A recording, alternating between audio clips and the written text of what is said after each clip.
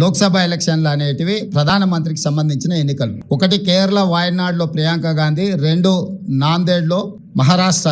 మహారాష్ట్ర మేము గెలిచినామని గొప్పలు చెప్పుకొని జబ్బలు జరుచుకుంటున్నాడు కిషన్ రెడ్డి. అక్కడ ఈ రెండు పార్లమెంట్లల్లో నరేంద్ర మోడీని ఓడించి అక్కడి ప్రజలు రాహుల్ గాంధీ నాయకత్వాన్ని, మల్లికార్జున్ ఖర్గే నాయకత్వాన్ని బలపరిచిండ్రు. మహారాష్ట్రలో రాష్ట్ర ప్రభుత్వానికి సంబంధించిన ఓటు మహాయుతికి వేసిండ్రు, కేంద్ర ప్రభుత్వానికి సంబంధించిన ఓటు రాహుల్ గాంధీకి వేసారు. అన్ని అసెంబ్లీలు ఓడిపోయినా నాందేడ్ పార్లమెంట్ లో రవీంద్ర చౌహాన్ కాంగ్రెస్ పార్టీ గెలిచింది. దీన్ని బట్టి నరేంద్ర మోడీ నాయకత్వాన్ని, ఆ మంత్రివర్గంలో పనిచేస్తున్న కిషన్ రెడ్డిని చీదరించుకున్నారు, చీకొట్టిరు మహారాష్ట్ర ప్రజలు.